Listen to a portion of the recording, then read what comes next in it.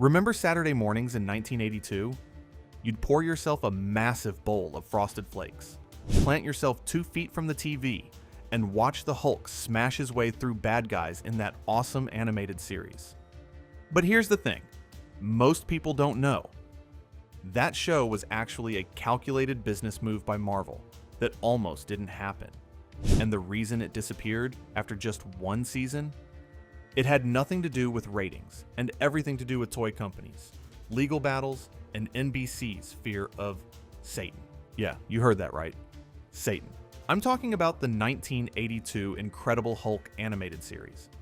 You know, the one where Bruce Banner actually had his correct name for once. Not David, like in the Bill Bixby Show. The one with that incredible Stan Lee narration. The one that introduced She-Hulk to the world. In this video, I'm going to show you the fascinating behind-the-scenes story of how this show came to be, the wild creative decisions that made it unique, and most importantly, why Marvel pulled the plug right when it was hitting its stride. And trust me, by the end of this, you're going to understand why this show deserves way more respect than it gets. Because this wasn't just another Saturday morning cartoon. This was Marvel Productions, testing out a formula that would eventually dominate the entire toy and animation industry for the next decade. Plus, I've got some stories about Major Noodlehead Ned that are going to blow your mind. The backdoor pilot gambit. So let's set the stage. It's 1981. Marvel just transitioned from Depatie-Freleng Enterprises into Marvel Productions. They've got Spider-Man and His Amazing Friends doing pretty well on NBC, but they want more. They want the Hulk back on TV. But here's the problem. Networks are expensive to deal with. Getting a full series greenlit is risky. What if it flops? What if kids don't care about the Hulk anymore after the Bill Bixby Show wrapped up? So Marvel did something genius. They used what some call the backdoor pilot strategy. And if you were watching Spider-Man and His Amazing Friends in late 1981, you saw it happen in real time. There's this episode called Spidey Goes Hollywood. Seems innocent enough, right? But hidden in that episode was a stealth introduction to a completely different version of Bruce Banner and the Hulk, the comic book version, not the somber, fugitive David Banner. This was Bruce Banner, the scientist with the gamma bomb origin story. This was Marvel's test. They were checking the temperature. Do kids want this? And when the response came back positive, NBC opened up the checkbook for a full season. That's 13 episodes, 1 season. And it premiered in 1982 as part of a combined hour-long block called The Incredible Hulk and The Amazing Spider-Man. By the way, you want to know how confident Marvel was in this show? They literally diverted so much of their production staff to the Hulk that Spider-Man and His Amazing Friends only got 3 episodes in its 2nd season. 3. They basically said, yeah, Spidey's doing fine. Let's go all in on the green guy. That's confidence. Or maybe just gambling. But either way, it worked. Now let's talk about what made this show different. Because if you grew up watching the Bill Bixby Show, and let's be honest, we all did, you got used to a very specific version of the Hulk. Quiet. Sad. Running from the law. That iconic, "Don't make me angry" line. But the 1982 cartoon, totally different vibe. First off, they went back to the source material. Stan Lee and Jack Kirby's origin. Bruce Banner. Gamma Bomb. Rick Jones. Desert test site in New Mexico. All of it. This was the comic book Hulk, not the TV movie Hulk. And here's where it gets interesting. They had to figure out what to do with the supporting cast. Because in the comics, you've got Rick Jones, Betty Ross, General Thunderbolt Ross, and Glenn Talbot. But this is Saturday morning television in 1982. You can't just transplant the comics directly. Kids need, I don't know, more digestible characters, I guess. So they made some changes. Rick Jones becomes a blonde teenager, in a cowboy hat. I'm serious.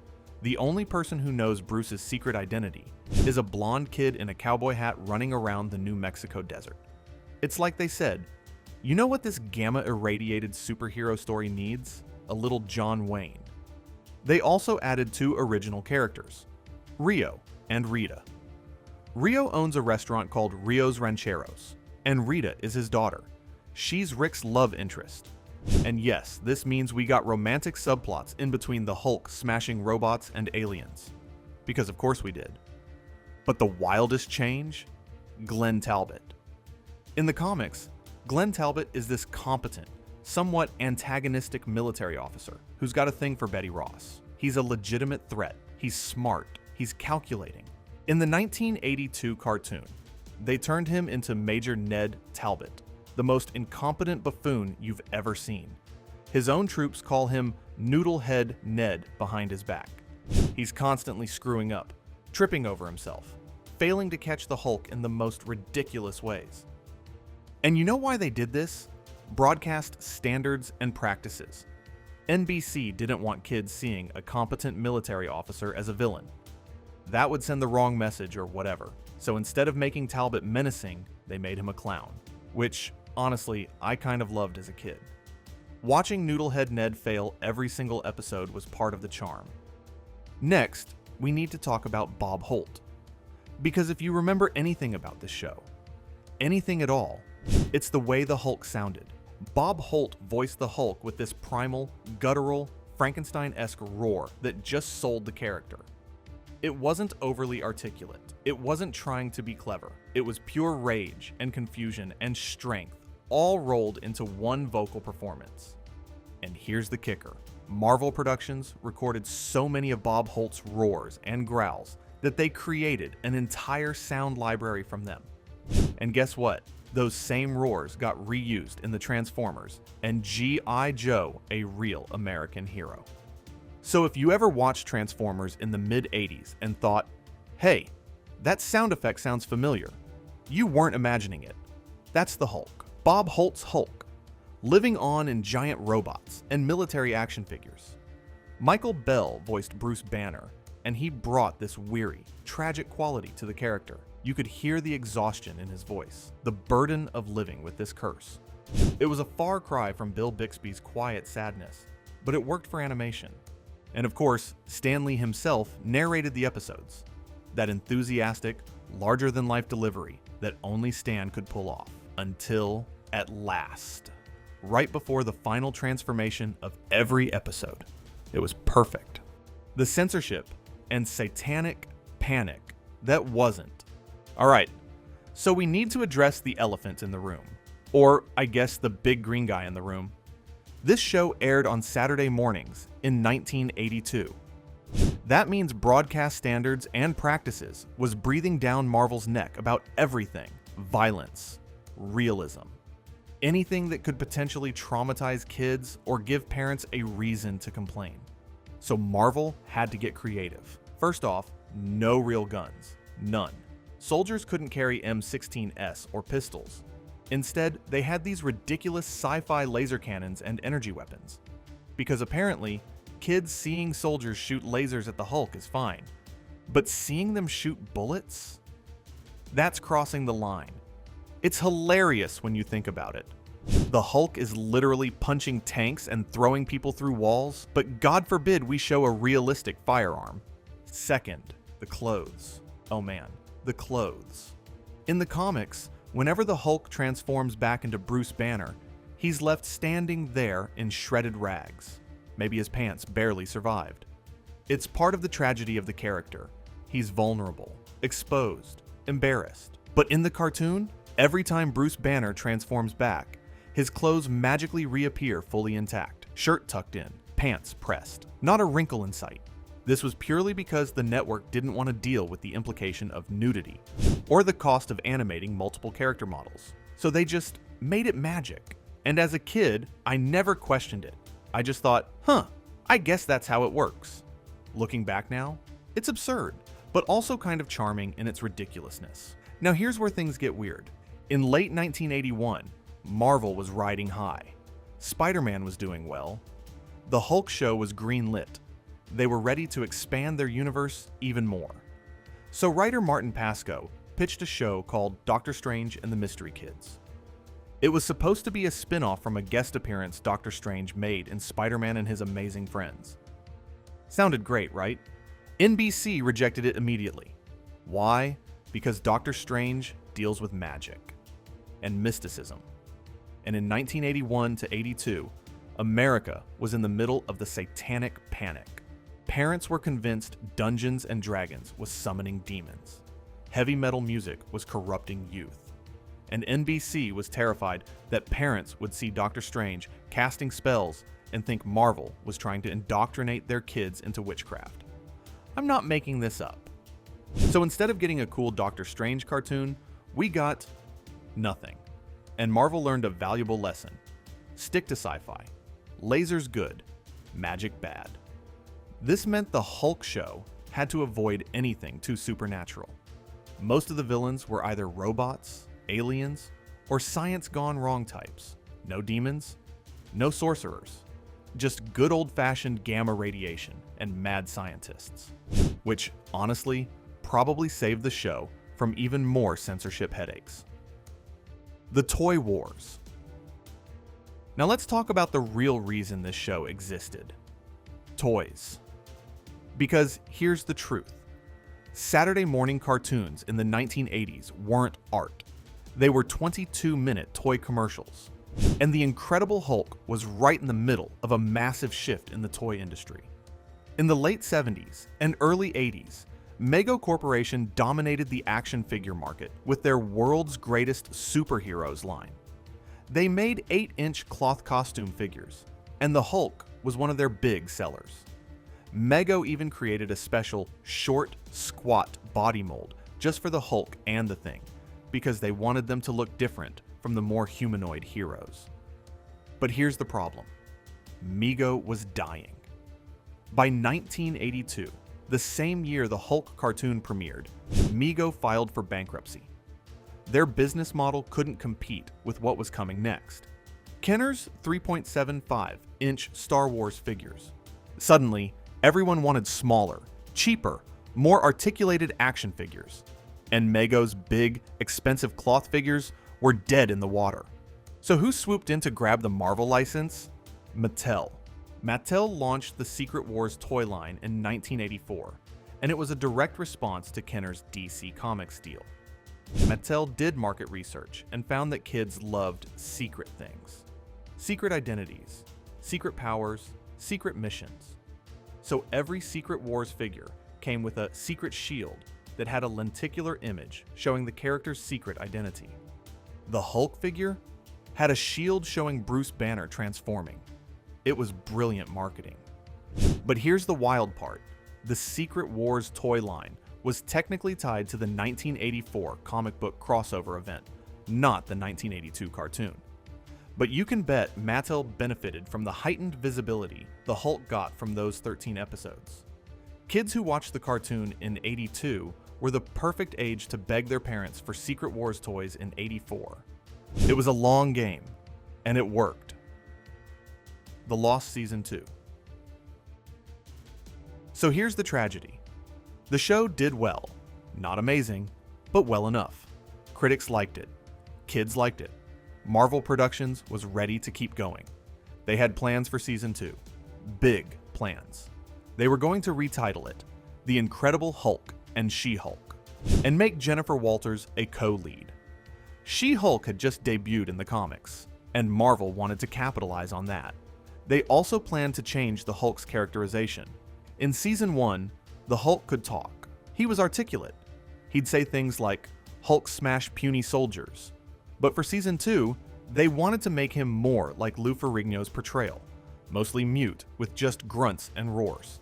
They thought it would be more marketable. But NBC said no. Why? Because they were moving away from traditional superhero shows. They wanted properties with even more aggressive toy tie-ins. They wanted shows that could launch action figure lines right out of the gate, not shows that relied on existing comic book fan bases. Plus, production costs were high. Marvel Productions was putting serious money into these episodes, and NBC didn't think the return was worth it. So after 13 episodes, The Incredible Hulk disappeared from Saturday morning television. But wait, it gets weirder. Marvel Productions didn't give up on the Hulk.